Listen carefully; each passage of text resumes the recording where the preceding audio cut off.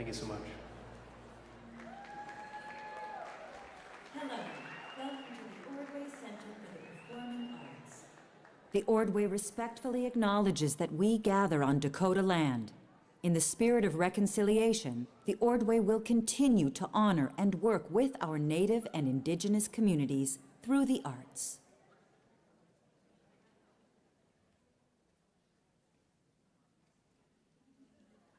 Good evening. Good evening. Good evening. Good evening. Good evening. Good evening. And welcome to the 36th annual Minnesota Book Awards ceremony. Presented by Education Minnesota. The Minnesota Book Awards is a program of the Friends of the St. Paul Public Library as the Library of Congress designated Minnesota Center for the Book. Tonight's celebration brings together Readers and writers all over the state, both virtually and in person. Thank you to all the organizations And individuals who make this event possible. Thank you, Education Minnesota. Thank you, SPNN. Thank you, Ordway. Thank you, friends. There were 252 submissions For this year's program. Tonight, you'll see awards presented live in 9 book categories. Plus recognition for the winner of the Sexton Award, The Hoaglander Minnesota History Award, and Minnesota Book Artist Award.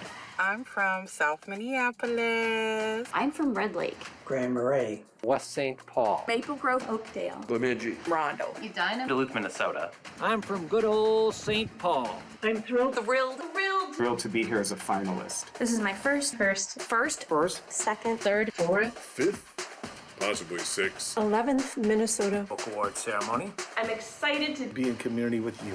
to share our stories. and to share the stories of our neighbors. Thank you, fellow writers. Thank you, fellow readers. Thank you. Thank you. Thank you. Thank you. Thank you. Thank you. Thank you. Thank you, Minnesota. Thank you, Minnesota. Thank you, Minnesota. Thank you, Minnesota.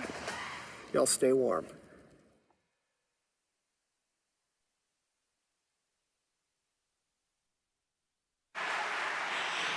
And thank you to all of our finalists for that wonderful beginning to the 36th Annual Minnesota Book Awards. Woohoo! I am Elaine Hopkins. I'm the Senior Director of Programs and Services for the Friends of the St. Paul Public Library, and we are here tonight to honor and celebrate Minnesota's writers. We are so grateful to have all of you here in person, and for those of you watching our live stream, thank you for celebrating with us across the state, from other states, and even from a few other countries. We are very glad that you're with us. Through the Minnesota Book Awards and other programs of the Minnesota Center for the Book, the Friends produces dynamic programming for all ages that celebrates our state's literary heritage, promotes reading and libraries, and connects readers and writers across the state. We acknowledge and value the traditions of storytelling embedded in our state's land by Minnesota's original stewards of story, the Dakota, Ojibwe, and many other tribal nations that call this place home. We at the Friends honor the knowledge of place, community, and culture rooted in these living stories as we lift up the voices of storytellers across the state. Tonight, we will present awards in 9 categories and to the recipients of the Minnesota Book Artist, Hoaglander Minnesota History, and Sexton Awards. Make sure to follow and tag us on social media. We want to hear your comments on the books, the authors, the evening. We're glad you're here. We'd like to recognize the support provided by our presenting sponsor, Education Minnesota, the state's educators union, representing more than 84,000 professionals working together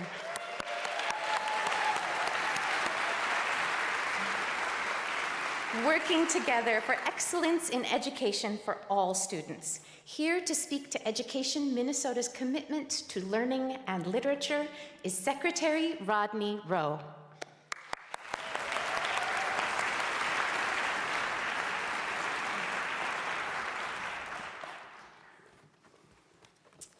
Well, good evening. Education Minnesota is proud to sponsor the Minnesota Book Awards again this year because there have been few times when our students needed good books more than now.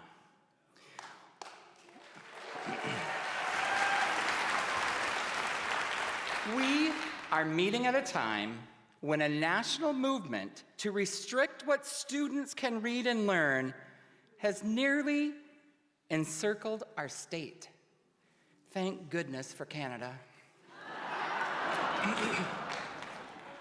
The campaign to censor what teachers can say and what students can read is in year 3.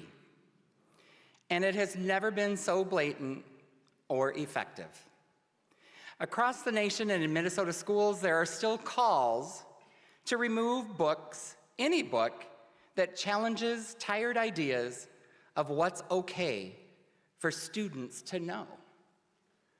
The free speech group, PEN America, reports that more than 3,360 books were banned from American school libraries last year, up 33%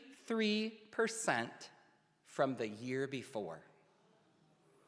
You might have read about it in Iowa, North Dakota, South Dakota, Wisconsin, Utah, South Carolina, Texas, and Florida. Oh, Florida, where in January, the Escambia County Schools pulled 1,600 books from its library, including the dictionary. But even in Minnesota, teachers are harassed, school librarians are threatened. Formal challenges to remove books from libraries are piling up on principals' desks everywhere. We all know the books they really want to put out of the reach of the students, and it's not The Hobbit. It's genderqueer, and All Boys Aren't Blue. It's Looking for Alaska, and Persepolis. It's The Hate You Give, The Color Purple, and I Know Why the Caged Bird Sings. This cynical political campaign could cut off our students from the writers and creators that they need to hear from. And it's up to all of us to stop it. As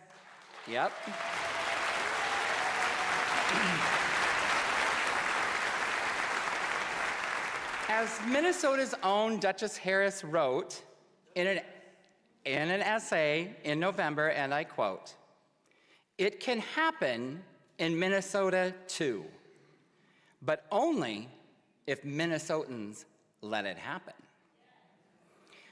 So authors, illustrators, and book lovers, we need your help. Whether or not you go home with a prize tonight, keep writing fearlessly, inspire others to write, defend the freedom to read and learn. Put your works into the world. Use your talents to resist the bans, the gag orders, and the harassment of educators and librarians who have the audacity to continue to offer books that will question, push, and provoke. As educators, this is one of our union's most important challenges. We are dedicated to building lifelong learners who will become active and informed members of our society. And to do that, we need books that meet students where they are. Go ahead and question whether we would all be better off if we traded the squad cars for a police force of grandmothers in vintage Corvettes.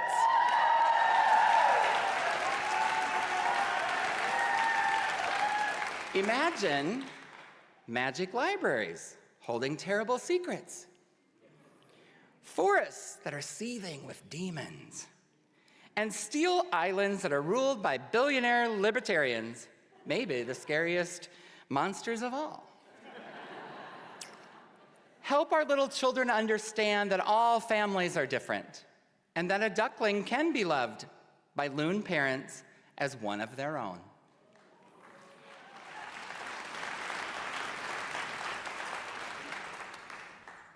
Let our students read about the toil that violence takes on the first responders that we all depend on, and how prosecutors try to break the cycles of injustice that we all live in. And give them novels that will explore how far back those cycles go. even to the 19th century and the horrors of the Indian boarding schools. But lead them back through the stories of the generations of the courageous women and their numinous, because we all need stories. And it doesn't matter if they're strictly true, stories are how young people understand themselves. Stories build bridges across divides of race, place, and religion. Stories show how alike we all really are. As educators, we hope that our students carry the lessons that they learned from these books for the rest of their lives, especially now, with empathy and understanding in short supply. So from all of us at Education Minnesota and all the students across the state, thank you, authors. Thank you, artists. Thank you, publishers.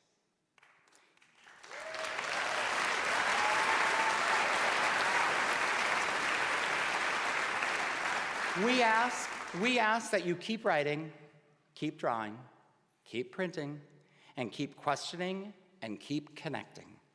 Stay in this fight with us. And thank you, Minnesota Book Awards, for all that you do for readers everywhere. So thank you. Let's enjoy tonight's celebration of the Minnesota Book Awards.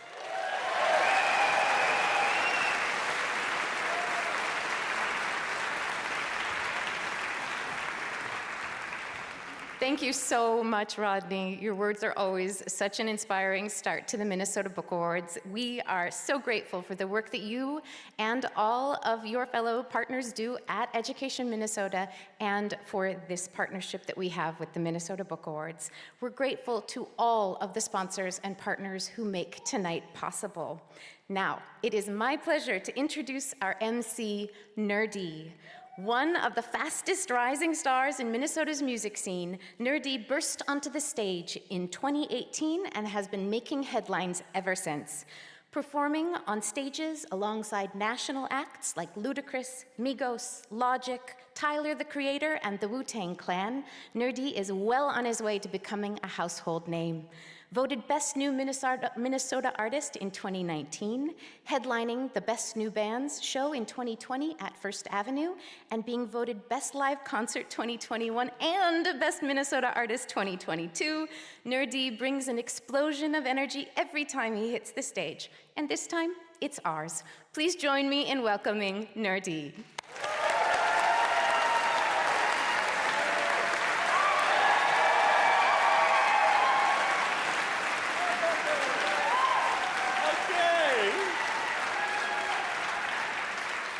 Yo!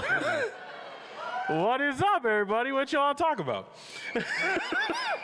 I thank you for letting me be here. Fun fact, I'm not a particularly strong reader, so I'm gonna read what I have.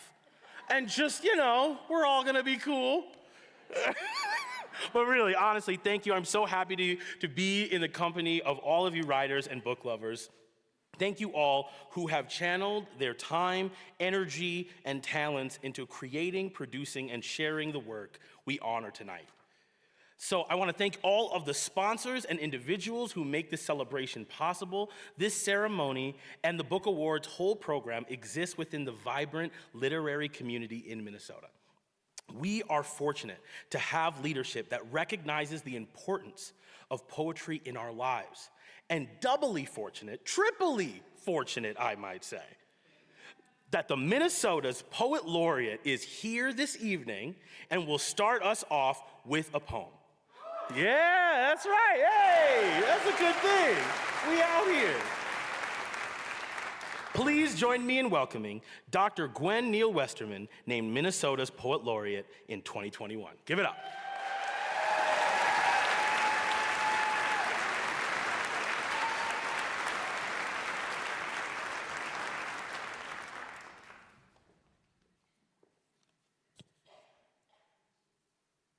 There, can you see me?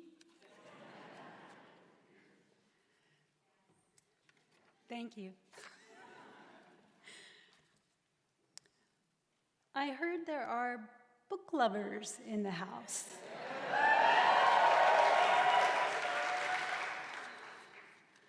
This is for you. For the love of books, among my most valued possessions, books definitely take up the most room. Collected on shelves, in bookcases, displayed like photos of family, even seated on chairs or the floor. Friends surrounding me with stories of great adventure and the depth of loss, helping me learn that the power of imagination opens doors to joy, grief, what it means to be human. Kinship created with hobbits and lore, brave new worlds, even childhood's end. Midsummer night dreams, new stars in the nebula, Orion's nursery. Opportunities to roam and see places and people I've come to love. Questions that were asked and never answered, reminding me that there's always more sharing that can be done in this world. To reach out beyond our safe places, uplifted by books, we ride hues of violet and scarlet in the sunset. Words and stories map our connections. X marks the spot where we, forever young, are brightly sparkling. Unlike zirconium, we are true diamonds.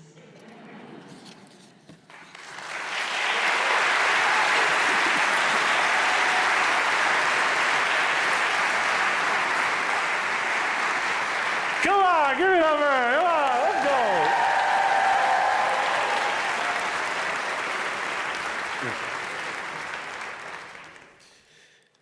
Before we begin the awards, we will take a moment to recognize individuals who have helped shape our literary community, but sadly are no longer with us. We have lost several bright lights and creators from Minnesota this past year. Please join us as we remember them tonight. Derek Anderson, children's author and illustrator. Nadia Christensen, writer, translator, and editor. Beverly Kottman, Minneapolis teacher and storyteller. Robert Jansen, a birding pioneer expert and author. Judy Yeager-Jones, St. Paul historian. Carl Pearson, Hall of Fame coach, teacher, and writer. Sarah Maureen Rapana, poet.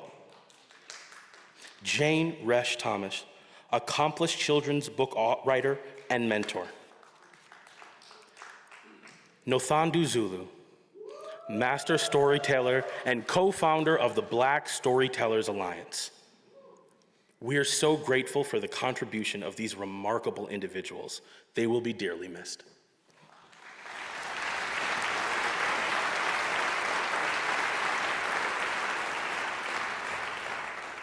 As we continue on in our evening, we are pleased to welcome the musical group Elisha Marin and the Page Turners.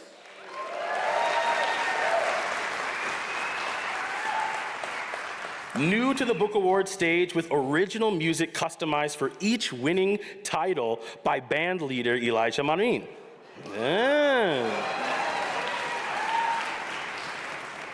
Our bookseller partner, Red Balloon, is featuring the work of all of tonight's finalists, so be sure to visit their table in the lobby or the Book Awards page if you're online, and stock up on all the finalist books. Now, let's get started with all the awards. We cool? We ready? So, I'm pleased to welcome to the stage the first of 3 guest author presenters. Payal Doshi, author of middle grade novel Rhea and the Blood of the Nectar, to help present with these 3 youth categories. Hey! Thank you, Nerdy. Hello, everyone. everyone. I'm thrilled to be here. Woo! First, we have the Children's Literature category, sponsored by Red Balloon Bookshop. This year, finalists in children's literature are Beneath by Corey Dorfeld, published by Little Brown Books for Young Readers, Hachette Book Group. Can we please give it up?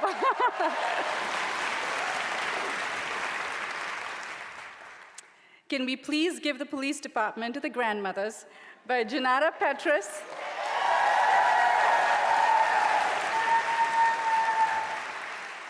Illustrated by Kristen Uruda, published by Dutton Children's Books, Penguin Random House.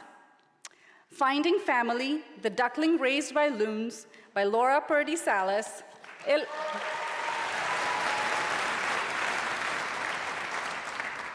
Illustrated by Alexandria Neonicki, published by Carol Rhoda Books, Lerner Publishing. And Looking for Happy by Ty Chapman.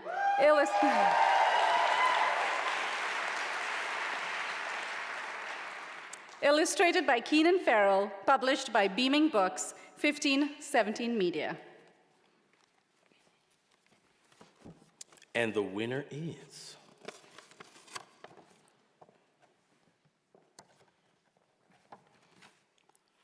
Corey Dorfield, Beneath.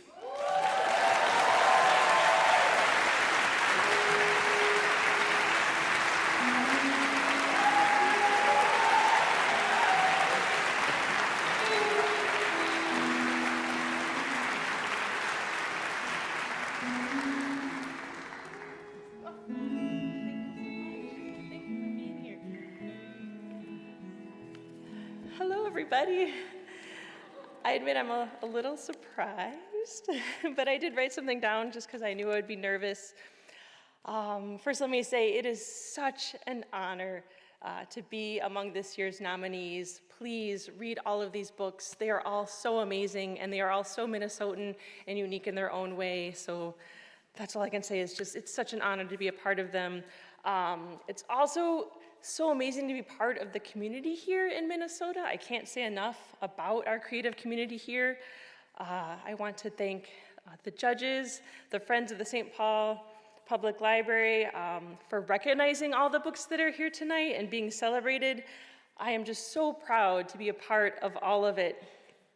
My book Beneath is truly a love letter to Minnesota and to my family who is here tonight, so thank you for being here. Minnesota and my family, all of us, we just have so many layers to who and what we are. I truly hope that my book helps everyone who reads it better understand the complex layers in their own lives, as well as build grace and compassion for everyone else. I believe all of the work that we are currently doing will hopefully lead to a more thoughtful and empathetic world. So again, I just cannot thank you all enough for including me tonight. And congrats to you all. Thank you.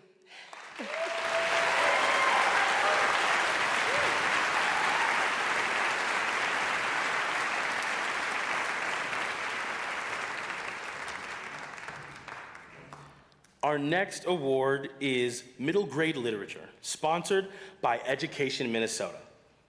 And the middle grade literature finalists are Dear Brother by Allison McGee, illustrated by Tuan Nini, published by Anton Nahem, Caitlin Dooley, Books, Simon & Schuster.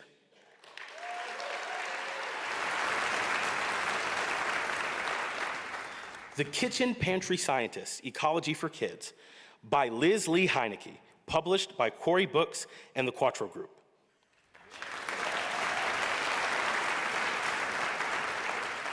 The Puppets of Spellhorst by Kate DiCamillo, published by Candlewick Books. And Shannon in the Spotlight by Kalena Miller, published by Decaloid Press, Penguin Random House.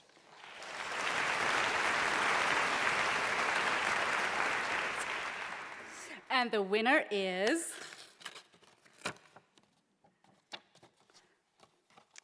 Kalena Miller, Shannon in the Spotlight.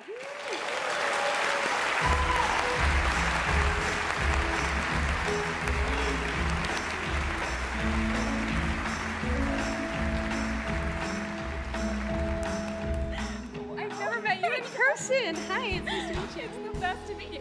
We were debuts in 2021, and so We were like internet friends. Yes, we were. Congratulations. Thank you.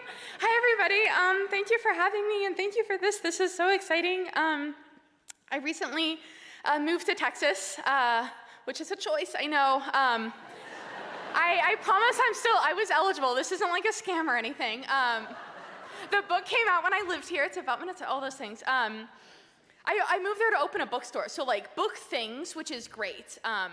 But Texas, in contrast to Minnesota, is less great.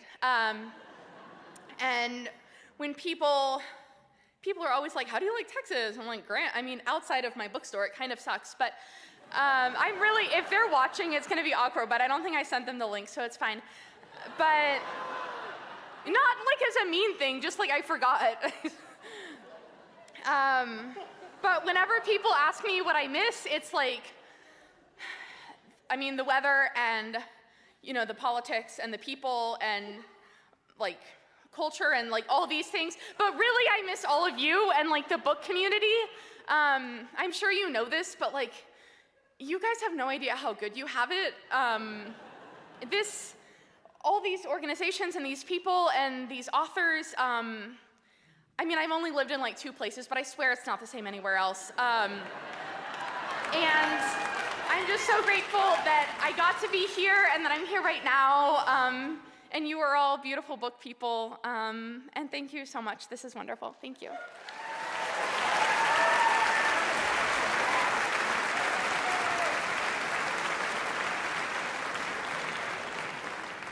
Let's say more mean things about Texas. If everybody who wins an award must have to say something, I don't know what it's gonna be. Oh, that was so funny. I'm sorry. I'm back in it. All right. To round out the trio of categories for young people, we have Young Adult Literature, sponsored by Minnesota Humanities Center.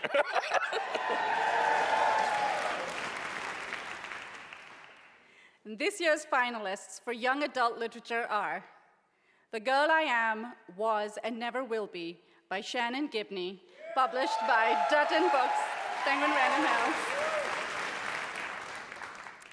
Just Do This One Thing For Me by Laura Zimmerman, published by Dutton Books, Penguin Random House.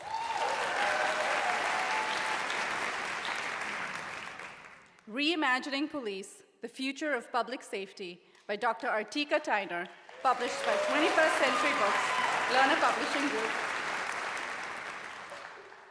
And The Roof Over Our Heads by Nicole Kronzer, published by Amulet Books, Abrams Books.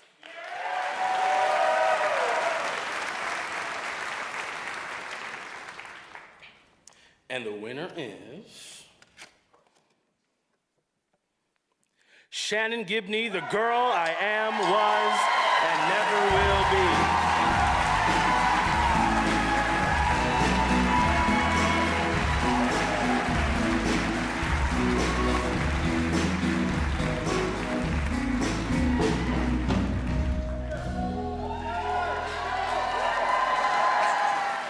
Wow, there's a lot of people here. Round and round town, yes, I see y'all. I love y'all.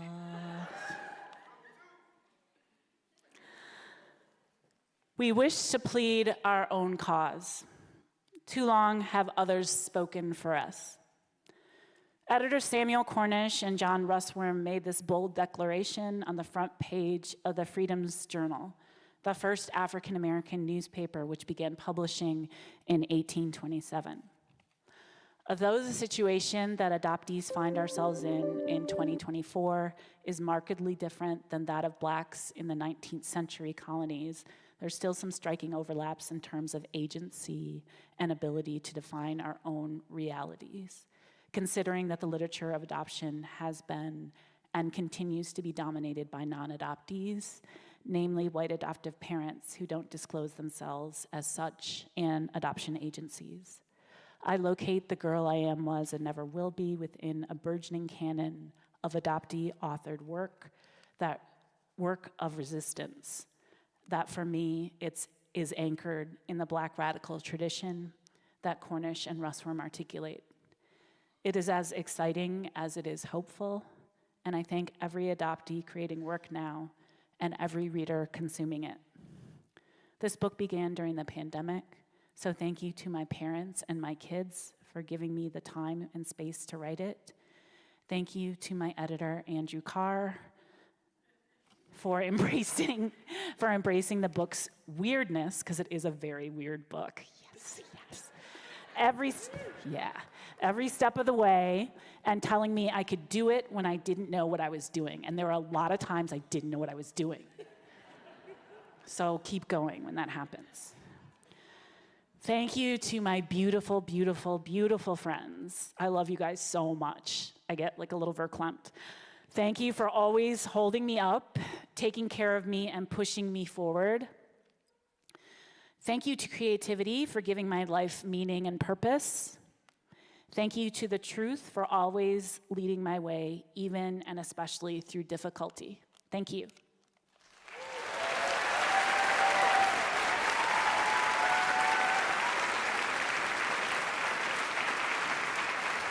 Congratulations, everybody.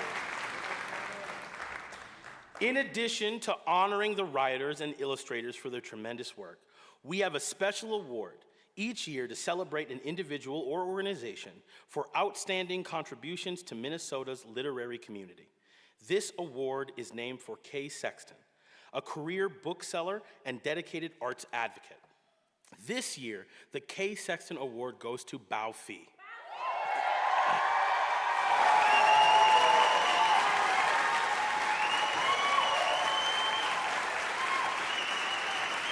There's some Bao Phi fans. An author, artist, arts administrator, activist, and grassroots organizer who has been a leader in Minnesota's literary community for more than 25 years. Please, if you would, turn your attention to the screen for a brief look at his exceptional literary life.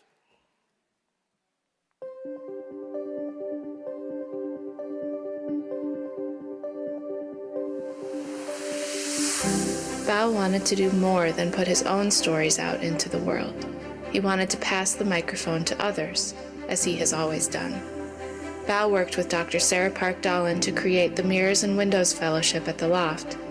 Each year since its inception, a dozen emerging writers of color have had the opportunity to dive into the world of writing for children through monthly workshops with industry professionals. Bao and Sarah put tons of work into establishing that program and facilitating it, and it has played a huge part in launching the kidlit careers of many local BIPOC writers. It has made our whole writing community richer and has helped Minnesota contribute to the nationwide movement toward making literature for young people more inclusive and affirming. Bao is humble and insists on keeping his contributions quiet, but his hard work and his unwavering belief in the inherent value of each person's story has changed our literary community here in Minnesota. It's really empowering to see another Southeast Asian refugee writer impacting a field that has a history of invisibilizing us. At the Loft Literary Center, Bao Imagineered, curated, and led the vibrant and successful Equilibrium series, which was started in 2002. And Equilibrium became like this safer space for local emerging spoken word poets and established national poets to share the stage. It was iconic and a prestigious program at one of the nation's largest literary organizations.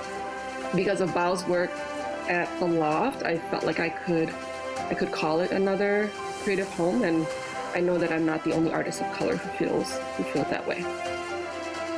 I knew by Bao's example what it means to be an ethical participant in literary culture. In his tenure at the Loft, culminating as program director of events and awards, Bao's advocacy work was more public.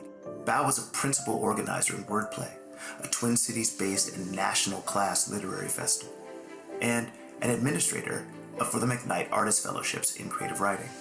As the Loft celebrates its 50th year in 2024, I must note that near 25 of those years should recognize Bao as a galvanizing force that brought a wider swath of our community to this community organization. At every step of his navigation from open mic to foundation office, Bao has recognized the gravity and ethics each role has demanded. He is, simply put, one of the most conscientious people I've ever met, and profoundly committed to creating opportunities for others.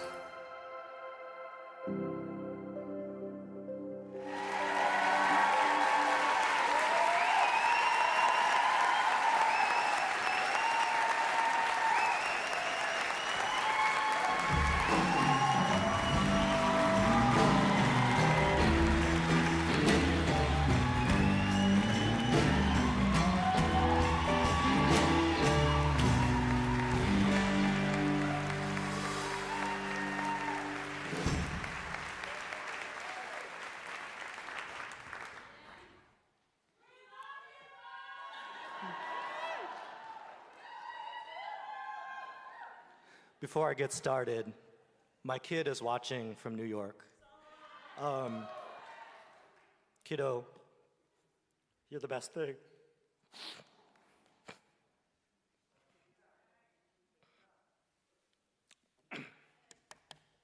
You're the best thing I've ever been a part of.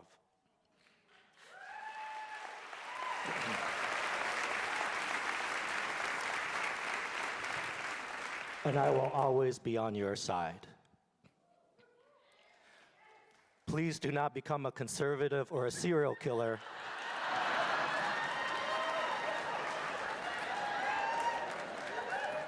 And make me regret saying that shit in front of everybody. All right, I gotta try to speed through this. I've often felt like life is impossible. Settler colonialism, anti-blackness, racist xenophobia, racist immigration policy, Orientalism, deportation, hate crimes against Asians, all forms of white supremacy makes life seem impossible. Homophobia, transphobia, misogyny, sexism, ableism, anti-Semitism, classism, and worker exploitation. What's happening in Palestine, Myanmar, the Congo, all over the world, impossible. The fact that I'm accepting this award tonight at the Ordway, a place I've protested several times over the years,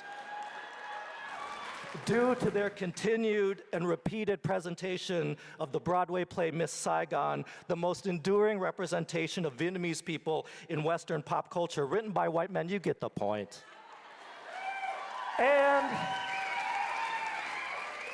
And yet, my family survived war, and they also survived what graciously can be called my creative streak, and also supported me. Impossible. Public school teachers and librarians, underpaid and taken for granted, help foster my interest in literature from historically marginalized communities. Impossible. Diane Glancy, Native American literature and creative writing professor. It's your fault Diana became an English major. Janet Carlson, chemistry professor, teaches McAllister's first ever Asian American studies class. Manaz Kusha, may she rest in peace, urged me when I was a young, angry man to see the world critically.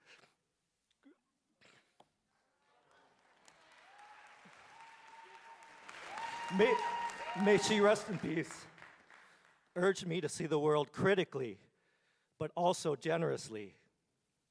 They did what seemed impossible.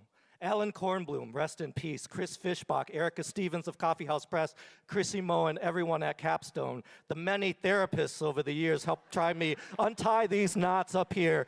The Loft Literary Center, past and present employees, McKnight folks, many of you who, amazing, fucking brilliant, beautiful people, many of whom are here tonight. I get to try and make the world a better place alongside you. It's impossible, but it's true. David Murrah and Valerie Lee start Asian American Renaissance. Carolyn Holbrook starts Sassy the Right Place, and then later More Than a Single Story. Mainang Mua and Kathy Haddad form Minnesota-based Hmong and Arab literary journals. Patrick Scully of Patrick's Cabaret, Tom Borup of Intermedia, Diego Vasquez Jr. organized poetry slams at Kieran's Irish Pub. Lori Carlos offered naked stages. Chamindigo Wandaragala and Pradeepa Jiva formed Diaspora Flow. Organizations like Minnesota Prison Writing Project, True Art Speaks, Button Poetry, Justice for Fung, Sung Lee, Don't Buy Miss Saigon, Release Minnesota 8, and so many more social justice groups over the years. And then Cruz.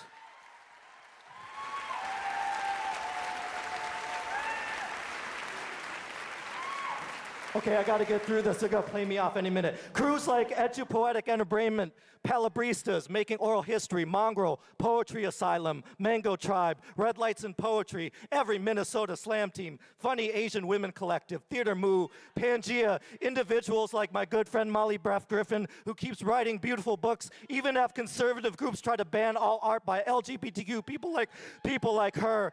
Marcy Rendon writes mystery novels with a Native American female protagonist. Douglas Kearney, Ed Bach Lee, two of the greatest fucking poets in the English language that I'm privileged to call my friends, my brothers. Being in the same atmosphere as all of these organizations and people have taught me how to breathe.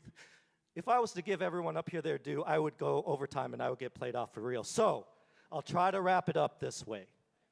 In 2020, when white supremacists, agitators, and other assorted bigots threatened to burn down our neighborhoods, we saw neighbors, community members, strangers band together to clean up, take care of one another, get groceries, medication for elders, form block patrols. And I've seen us do this time and again. We stand up, we help out, we ask, what can we do? We work for a better world. I mean we, the royal we, the common we, the broke-ass we, the petite bourgeois we, exhausted from taking care of our kids or finding a place after we got evicted or losing a loved one or wondered if we still believed in God or got fired for speaking up or committed to our art even without health care, fought with loved ones we disagreed with, got yet another rejection letter from a publisher, struggling with chronic illness or addiction or an eating disorder, husband deported, child traumatized from a gun drill at school, harassed by cops, busy mending a broken heart, feeling guilty for yelling at our children, feeling guilty about internalizing the racism, sexism, homophobia, ableism that we fight so fucking hard against. Yes, this is part of the impossibility of life. It is impossible, but so is loving the stars in the night sky just as much now as when you were a kid, even if you have bad eyesight like I do. You know they're up there.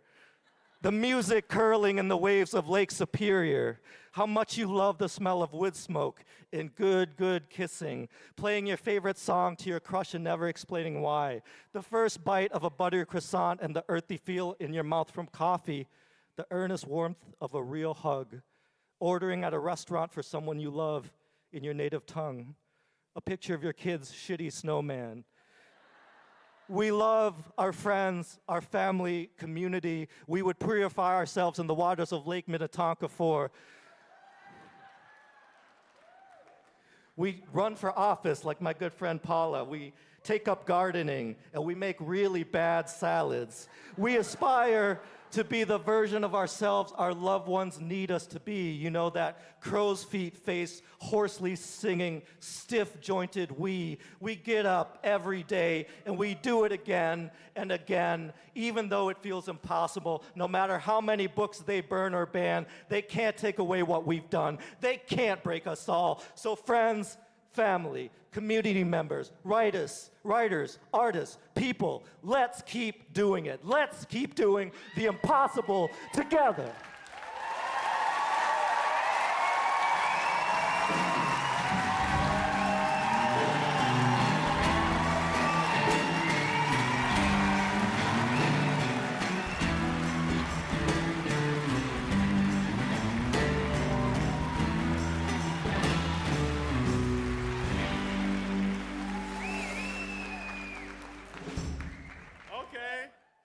I'll just follow that. I'm about to kick off my damn shoes. Oh my, we're like, oh! Okay, sorry. Y'all are down. I'm sorry. Okay, anyway. Congratulations, Bao.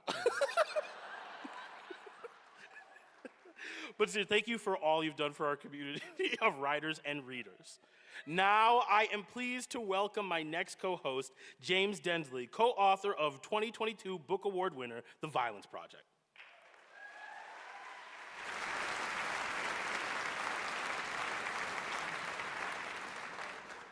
That is an impossible act to follow, but I'm very excited to help present the Nonfiction Awards.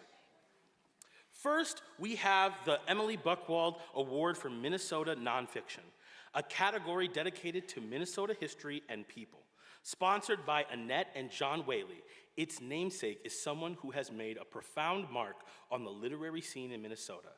As the founder of Milkweed Editions, an editor, poet, teacher, and award-winning children's author. Yes. This year's finalists are Break the Wheel, Ending the Cycle of Police Violence by Keith Ellison, published by 12 Books Hachette Book Group. Making the Carry, The Lives of John and Cheeky Weiss Linklater by Timothy Cochran, published by University of Minnesota Press. Mindscapes, Reclaiming Minnesota's Mine Lands by Pete Caro, published by Minnesota Historical Society Press. And Winter's Song, A Hymn to the North by T.D. Mitchkey, published by Skywater Publishing Cooperative.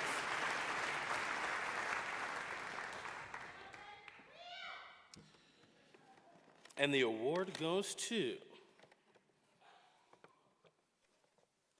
Timothy Cochrane, Making the Carry, The Lives of John and Cheeky Weiss Linklater.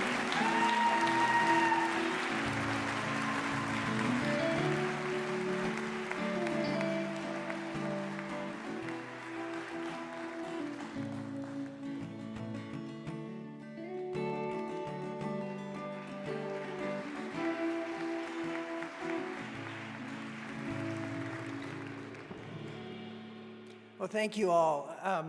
I didn't expect to win, so I didn't prepare much. So that's the way it goes. The competitors, these are beautiful books.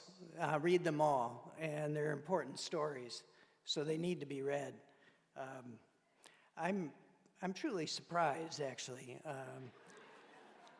The Linkletters, it's really a good story, and I was kind of scared that I would muff it, because it's an epic story of resilience, a story of a couple that nobody really thought much about. They were forgotten. John was not even assumed to be an American or a Canadian. He was an Indian that had no country. They fought through some really, really, really tough things that, but they became teachers. And they decided that through the worst of it, that they would become culture brokers, that they had to teach what they knew to people that didn't know about Anishinaabe traditions, didn't know about the biological world, and didn't know about how to behave appropriately in the natural world. They're truly remarkable people. Thank you goes to the Linkletter descendants that are here with me tonight. It's really kind of an honor to...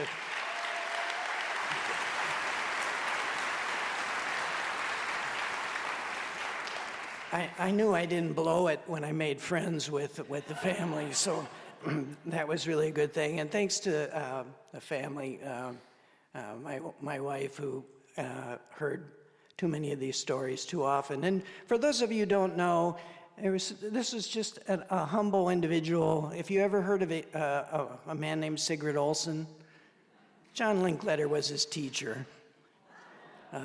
So the American Conservation or Minnesota Conservation Movement starts with Linkletter and Sigrid Olson, and same with Ernst Oberholzer with Native Americans. So check into your roots. It's pretty important.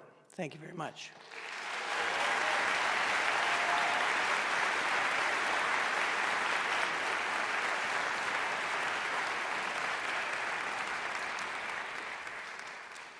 Next, we have the award for general nonfiction, sponsored by Lauren and Christine Danielson.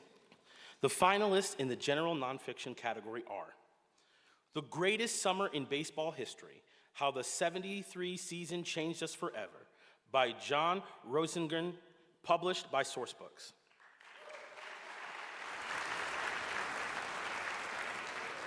Lessons on the Road to Peace, by John Nolter, self-published. The Needle and the Lens, Pop Goes to the Movies from Rock and Roll to Synthwave, by Nate Patron, published by University of Minnesota Press. And Smoke on the Waterfront, The Northern Waters Smokehouse Cookbook, by Ned Netzel, Nick Peloquin, Mary Kay Tennis, Greg Connolly, and Eric Gert. Photographs by Jacob Swanson, Flo, Stephen Pestalozzi, I'm so sorry, Pestalozzi, Zach Bentz, published by University of Minnesota Press.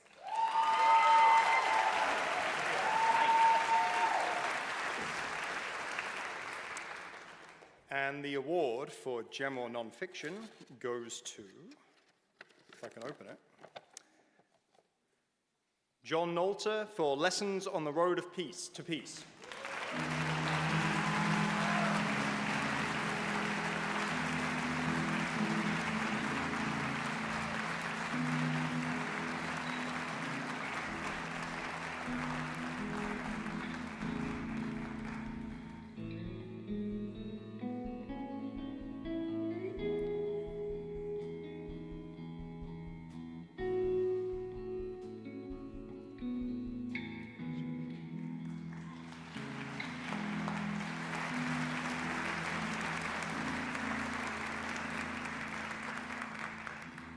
I am not John Noltner. My name is Sandra Anderson, and I have been a supporter of John's for many, many years. This book has been so important to John and his wife. They put all of their money and thousands and thousands and thousands of miles on it to come up with the stories to bring you this book. The only thing more important to them than this book is their family. And they are with family tonight because they have someone who's recently gone into hospice. So I thank you. I thank every one of you. I thank the friends. I thank all of you who are going to read the book. I hope that's going to be all of you, actually. I think what John would tell you is he's been on a quest to find out what peace really means to each and every one of us. And some of the things he's discovered are in this book. I think what he would tell you, if you want to know what peace means to you, is you need to listen carefully, and you need to stay at the table and not get up and walk away. So with that, just peace to all of you.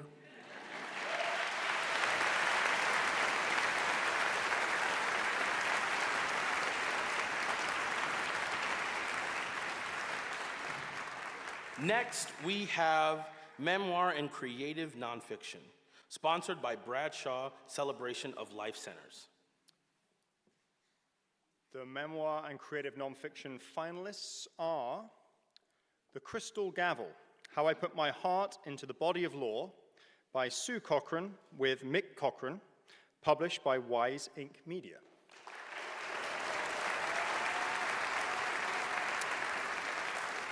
Half-Life of a Secret, Reckoning with a Hidden History, by Emily Strasser, published by University Press of Kentucky.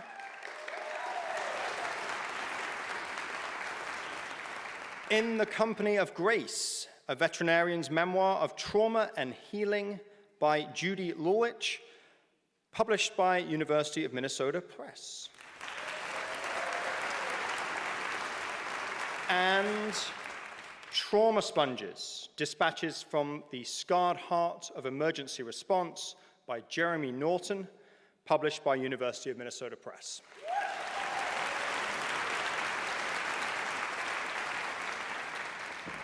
And the winner is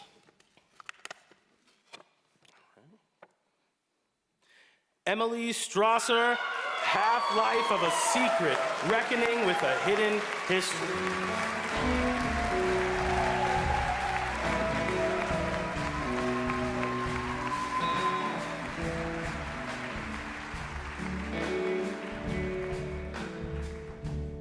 Whew. This is overwhelming. I thought it'd be cool to win, and then I'd have to say a thing. Whew. Thank you for this incredible honor. Thank you to the Friends of the St. Paul Public Library, to the Minnesota Book Awards, to the judges. I'm grateful to be a Minnesota writer in a state that values its arts, to be among all of these incredible writers and readers. Thanks to all my friends, family, teachers, colleagues who've read this book over many, many years it took to write it, and who've supported me through the emotional ups and downs of this work. Thank you to everyone who trusted me with their stories, especially atomic bomb survivors, Hibakusha, and sick nuclear workers.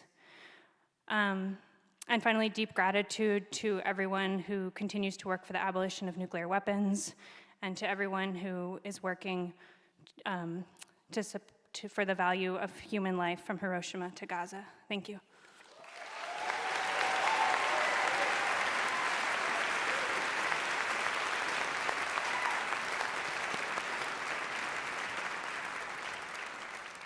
It's been a minute since we said anything mean about Texas. Anybody wanna? No? Up at the top? No? Okay. We'll just keep going. If we could write them down, maybe. We have two more special awards tonight. First is the Hoaglander Minnesota History Award, a biennial award for a full-length book of scholarship on the topic of Minnesota history, funded by the Hoaglander Family Foundation.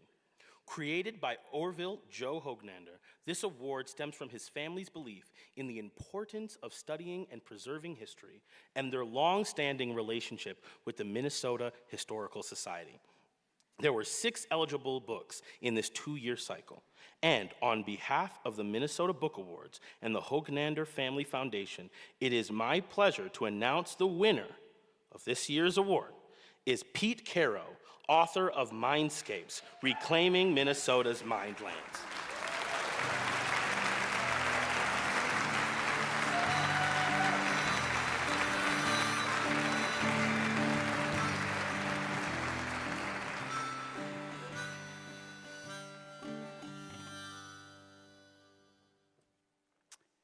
Wow, what a surprise.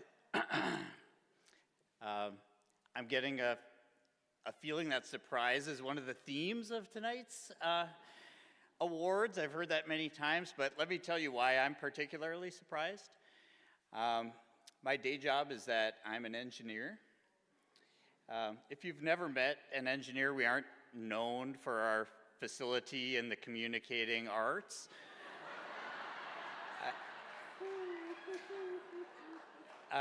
And then I'm writing a book about a topic on the reclamation of mine lands. So that puts me 2 strikes down before I even get up to bat. Even my own sister said, "I'd like to write a review for your book that says, not as boring as I thought it would be."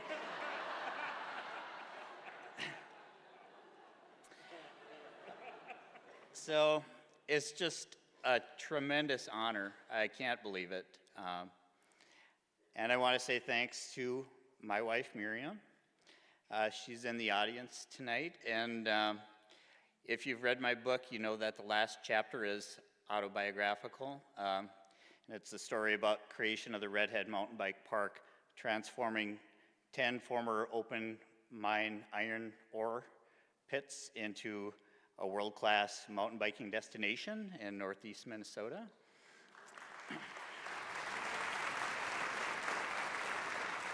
And being autobiographical, she not only had to live with me the 4 years that I wrote the book, but also the 13 years to create the story to write the last chapter of the book. So I was talking to Keith Ellison earlier, and he said writing books is a family affair. And I just want to celebrate her and the rest of my family for supporting me through the book. I want to support the Minnesota Historical Society Press. Thank you for taking a chance on a novice author with that communication backstory that I told you about. So thank you for that. Thank you for the Friends for elevating that story. And then thank you for the readers. I've gotten to connect with so many of you who come with your own amazing stories. You're writing the sequel to this book with every conversation that you have with me, so thank you for that. It's just a huge honor. Appreciate it.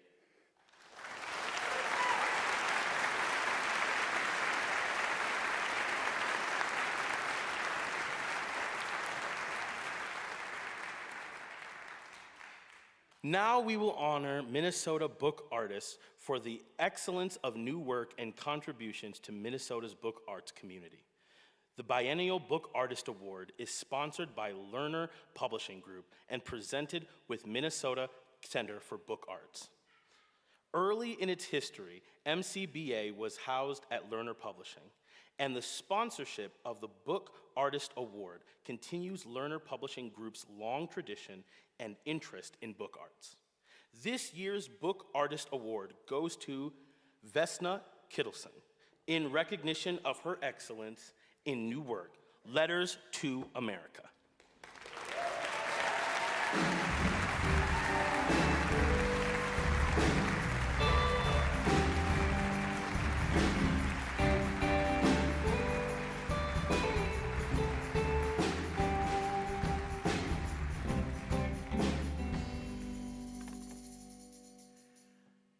How wonderful to be in a room with people who love books.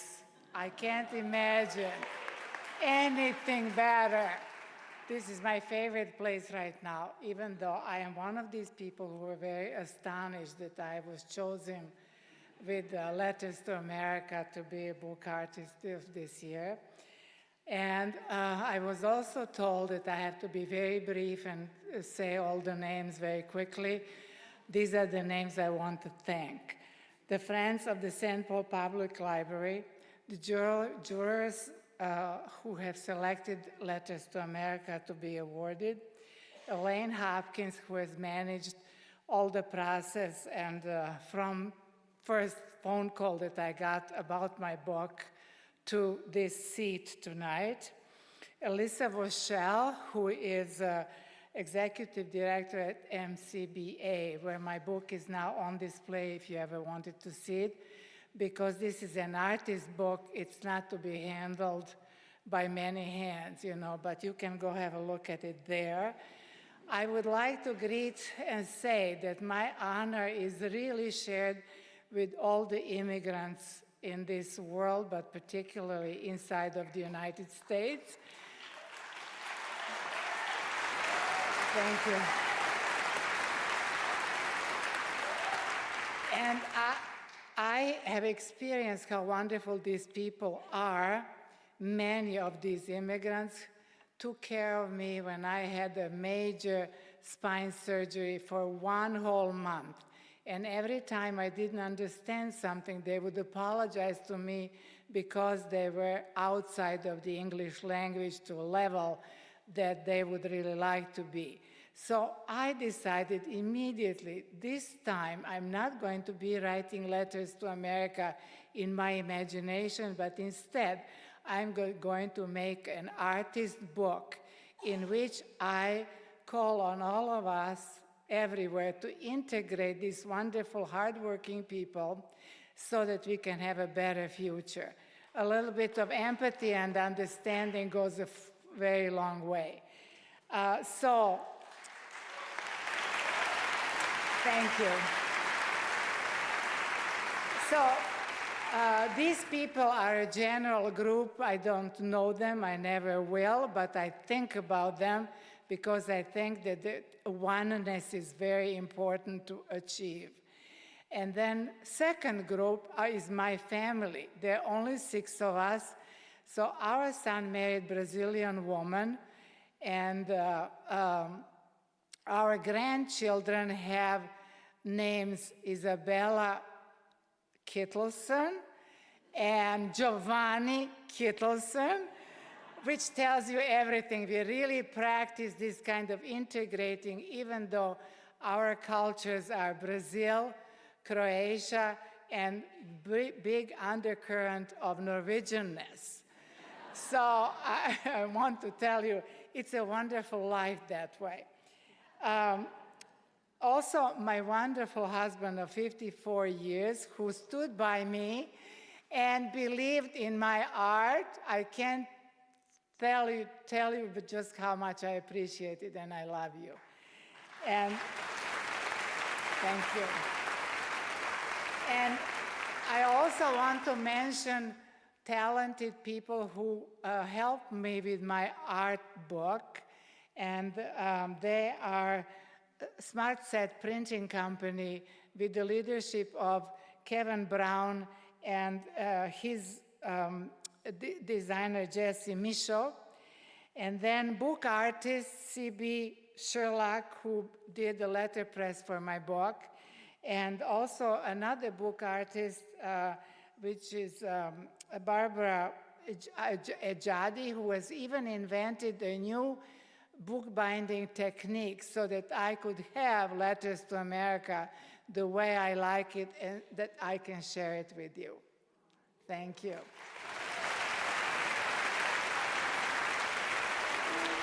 Thank you very much.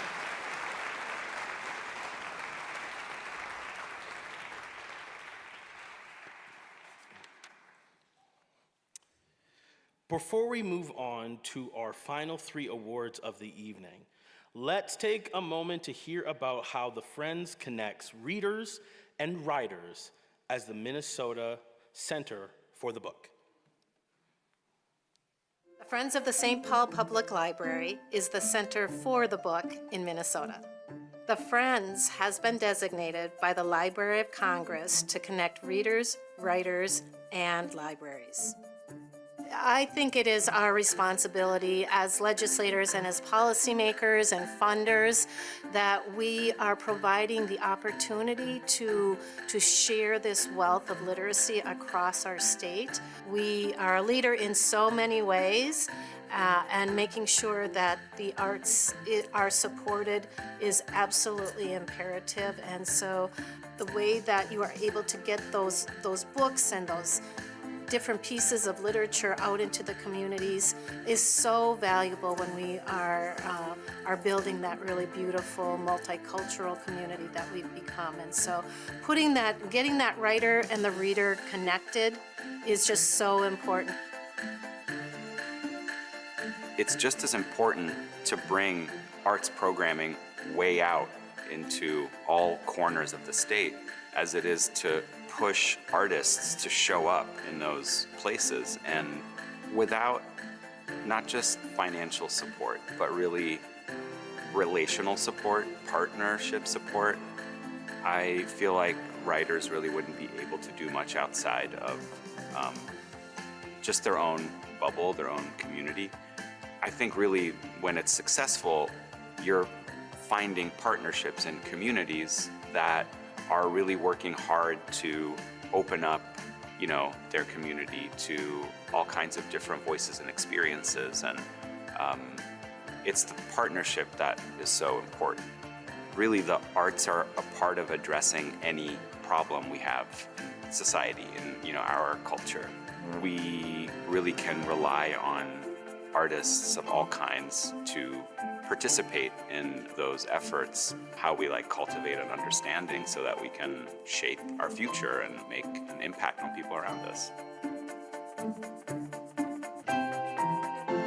Books and stories are what brings our communities together.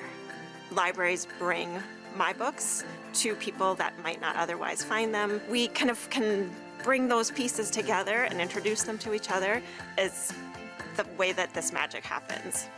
My books depend on communities, on librarians, on readers telling other readers about them, and events that bring me out into the community, like Moving Words. And so I get to find a new audience, and in turn, the readers get to find new authors. I had never imagined that my story would connect with an audience that on paper seem so different from my own experience. There are authors out there that are going above and beyond, that are bearing their souls, that are saying things that our community needs right now. And to recognize that and to put that kind of value on words and books and stories allows other people, the broader community, I think, to see that stories matter.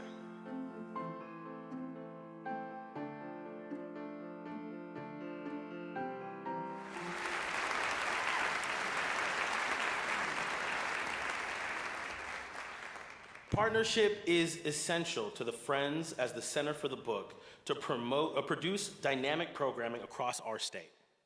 This includes programs like the Minnesota Book Awards, author talks in libraries, and even programs in 2025 that will celebrate and reflect on the 100th anniversary of the publication of Fitzgerald's classic, The Great Gatsby. Partnership is what makes this work possible.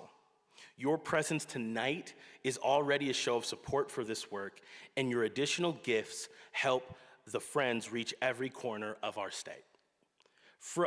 You can text the amount you want to give to 651-412-3277. And I'm going to say it again, so you get your phones ready. 651-412-3277, or scan the QR code in your program to link straight to our donate page. We got so many ways for you to give money, people. Find me in the lobby, just throw hundreds at me, just. And if you're watching at home, the number is on your screen as well. Here on stage, it's up there, and in the program. Thank you all so much for your support. Seriously.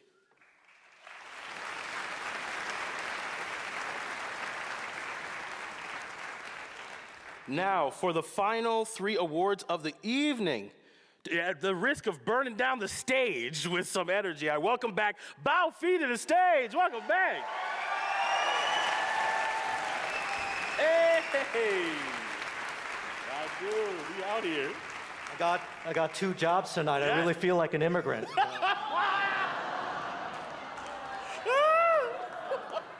I can't. All right. No, you're good. We rocking. It's just us. And these people. Next is Novel and Short Story, sponsored by Minnesota Humanities Center.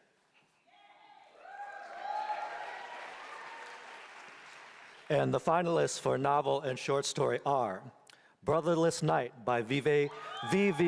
Ganeshanathan, published by Random House, Penguin Random House.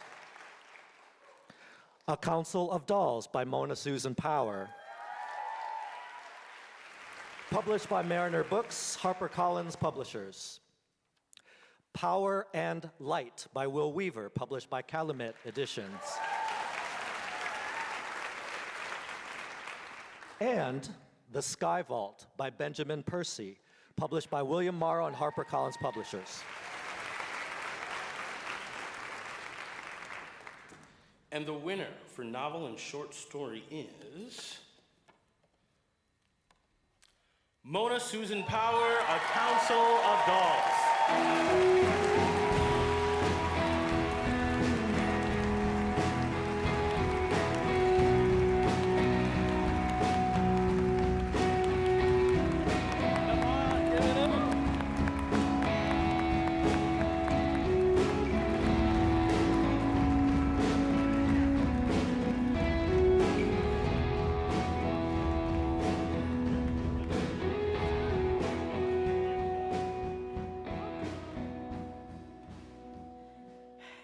I'm another person in shock. And a quick aside before I start my remarks, I hope it's okay, and I hope I don't offend anyone by saying, so I went to Catholic school for a few years as a child. By the halfway through 5th grade, I asked my parents if I could leave because I couldn't stand the hypocrisy any longer. But I still have that little Catholic school child in me. And so when they told us 60 seconds, I made very, very short, and I timed it with an online stopwatch. And now I'm like, oh, I can say maybe 2 more things.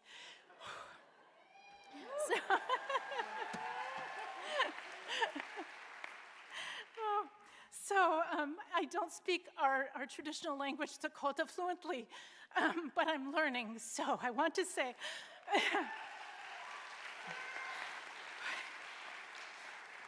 and forgive me for my errors in pronunciation.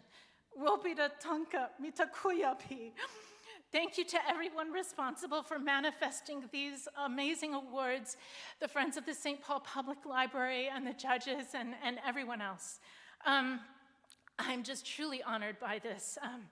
And I want to congratulate all the writers here who are being recognized, but also writers everywhere, whether they are high school kids writing their hearts out in poems that will help them to survive, or writers who are imprisoned or killed for speaking their truths. I am so deeply grateful to ancestors, my parents, other family members, and dear friends who have inspired and supported me, especially in the long years where I hid away because of debilitating depression, so no one knew if I was still around, and yet when I would show up, they were so warmly supportive and kind. And I'm...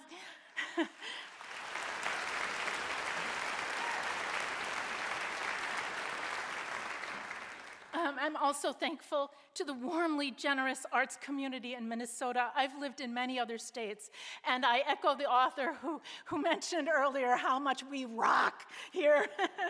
I extend appreciation to the best agent and editor team, the wondrous duo of Rachels, Rachel Lutovsky and Rachel Kahn.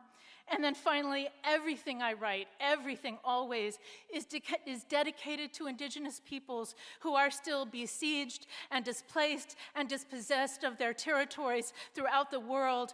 In particular, tonight, my heart goes out to those in Gaza suffering famine conditions and other horrors. May we learn to plant compassion everywhere. Thank you.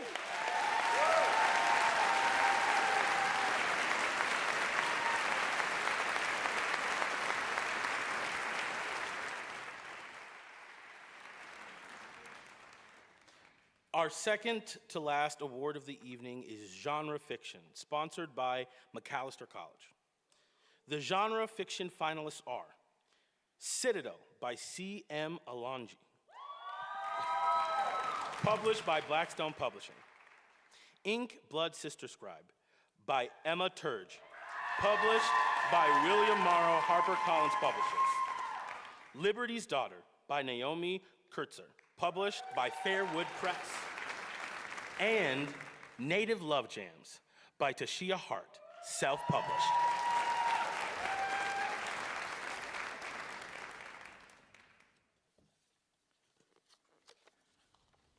And the award for genre fiction goes to Emma Turge.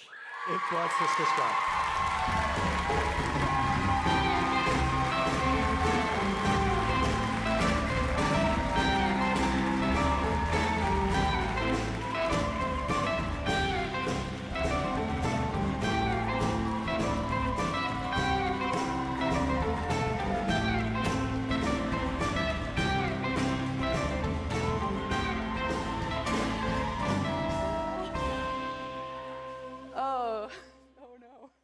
I thought I gamed the system because I noticed that all the winners were sitting on the aisle, so I was like so chill.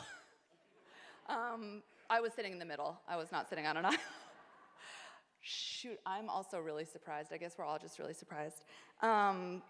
Thank you to, okay, if you heard any of the other people say something like beautiful and meaningful, I ditto it. I agree with all of what they said. And then also thank you to the Friends of the St. Paul Public Library. Thank you to these people who have made music for each book. That's so cool. I loved the like rollicking beat for mine. Appreciate it. Also, you're the guy that took the parking spot I wanted. Yeah. It wasn't you. It was another guy in an orange. No, it was you. Yeah. I got an okay one a little further. Thank you very much to all my beloved friends who are here. Thank you so much for coming. I really appreciate it. I love you guys very deeply. Thank you to Macalester College for sponsoring this category and also employing me. Is that?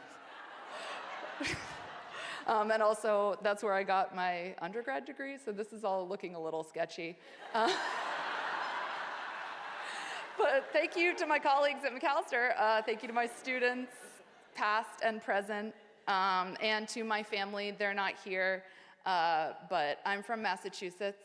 I'm not gonna shit talk Massachusetts like Texas, but I do prefer Minnesota. So I love Minnesota. I'm really stoked. Thank you.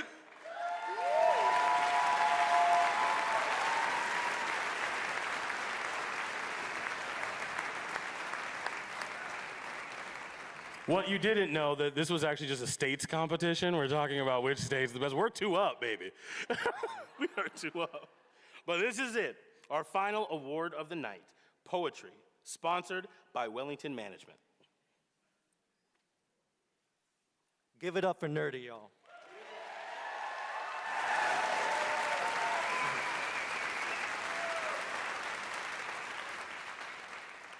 All right, this year's delicious and beautiful poetry finalists are The Fight by Jennifer Manthe, published by Trio House Press.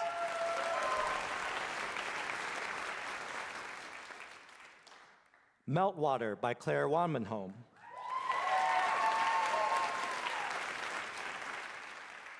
Published by Milkweed Editions. Songs Blood Deep by Gwen Nell Westerman.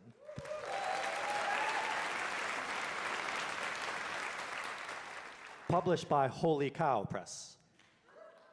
And Whale Song, or Wading in the Water at the End of the World by Sean Webster, published by Black Ocean.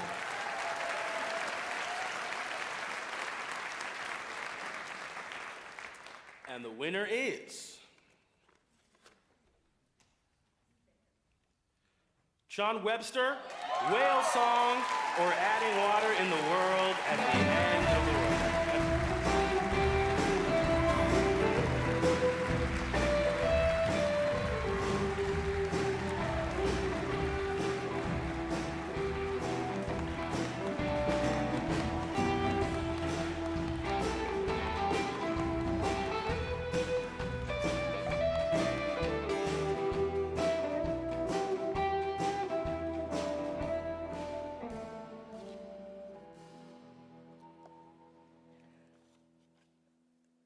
So I wrote something because, it's hard to say something on the spot. Thank you to the judges, to my fellow poets among whom I am named, to my family, and in particular to Ocean Cabe Morrison, who teaches me to wade in and against the water. Whale Song was written in consideration of Black breath and the interdiction to Black breathing. It is a long poem desiring to reckon with the way the emergence of Blackness in this so-called new world is not only marked by, but constituted with death. It began as an agnostic attempt at Black archival recovery, an attempt really to raise the dead, something along the lines of the impossible demand made by Joy James in the wake of so many state-sanctioned murders, quote, resurrect the child you killed, end quote. An impossible demand met with failure, but made anyway. Whale Song was a way for me to wail, a way to note that if the architecture of this world has its condition of possibility in the undoing of Black sentient folk, then Black sentient folk may need to begin where Amy Césaire suggested, the end of the world, of course. Whale Song was a way for me to join the chorus of thinkers who have been wailing that anti-Blackness is not just a concern because of the wreckage that it makes of the Black body, but that anti-Blackness is a concern because it is a world-making regime that threatens life on this planet. That anti-Blackness is an ecological crisis as much as an economic or social one. Which is to say, as Fred Moten put it, quote, I just need you to recognize that this shit is killing you too, however much more softly, end quote. And it is always a fraught thing to move into comparison, or for our care to be predicated by our own proximity to the disaster. But perhaps there is a practice of not looking away. Baldwin teaches us this. To not make bargains with silence in the shadow of an ongoing genocide where articulations like Free Palestine and End Occupation are falsely deemed dangerous rather than a settler colonial state. I am a writer. I do not claim to be an activist. I do not have answers, and I am working and failing at witness. But I do believe questions can be generative, and that a wail, however extended and piercing, might also be a song. Free Palestine, end the occupation. Thank you.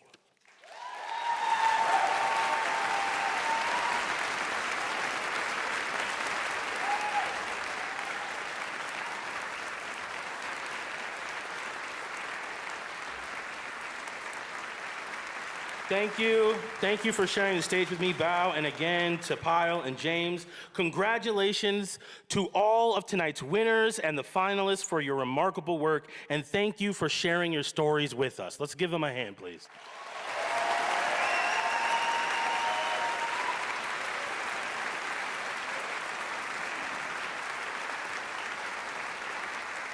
We offer gratitude to many others this evening. Thank you again to our presenting sponsor, Education Minnesota. Thanks to our local independent bookseller, Red Balloon Bookshop. Yes. Books are still available this evening at their table in the lobby, so just remember. Our virtual audience can visit their online store. The link is at the bottom of your screen. Thank you to Elijah Marin and the Page Turners. Elijah Marin, lead vocals, guitar. Alicia Klein, background vocals. Matt Patrick, guitar, mandolin, and pianette. Aaron Fabrini, upright bass and electrical bass. And Zach Miller on drums and percussion.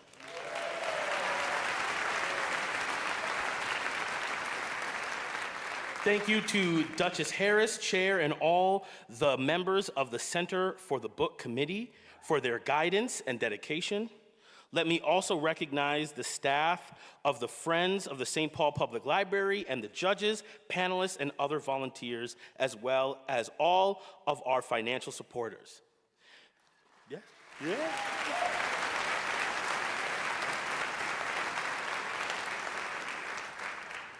Thanks to videographer Slade Kemet. Thank you to our ASL interpreters and Vertex captioning. I want to give it's not in the script, but I want to give a personal thank you to Elaine Hopkins for all the work that she's been doing. Yes.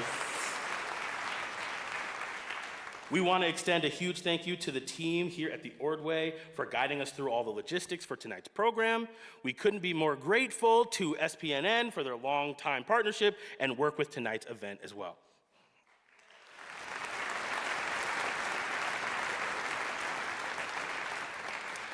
Finally, thanks to all of you for being a part of the 36th Annual Minnesota Book Awards. Give yourselves a hand.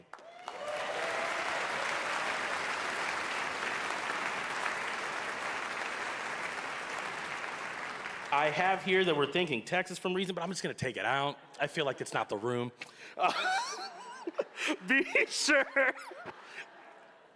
Be sure to stop by the book sales table one last time, mingle with your fellow audience members. Please grab a treat on your way out. Remember to be good to yourself, be good to others. Good reading. Peace.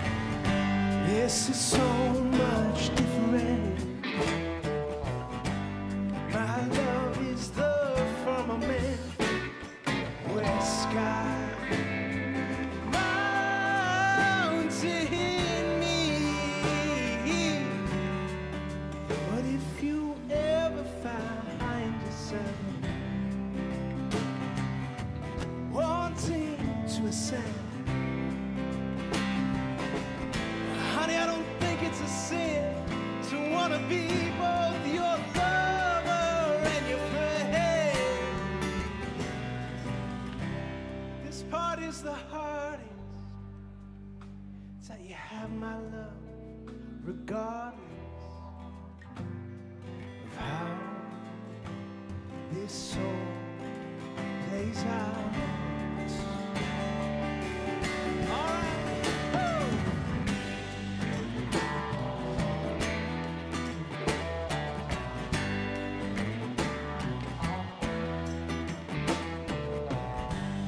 Now that all my cards are playing,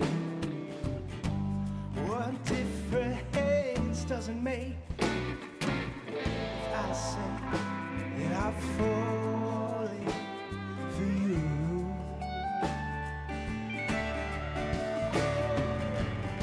In love with all your poetry, your sacred geometry. Deep down, I know that it's always been true. But if you ever find yourself thinking of me again,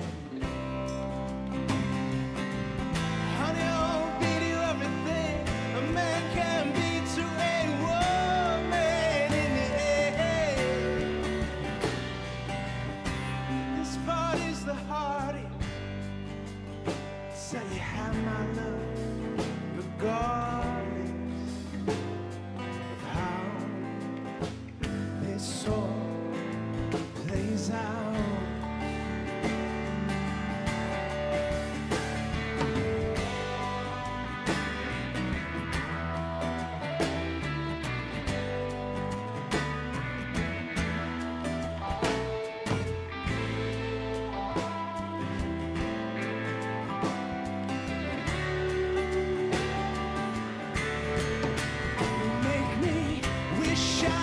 Was a painter.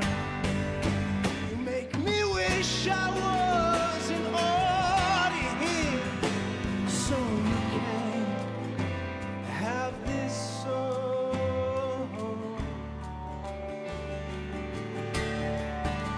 Oh, so you can have this song.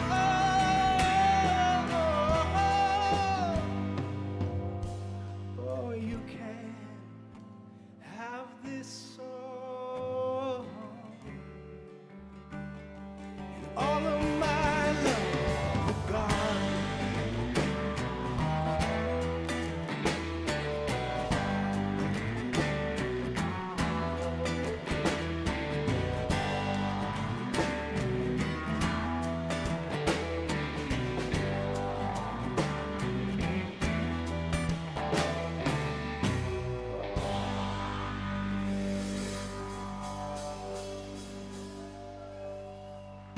Thank you.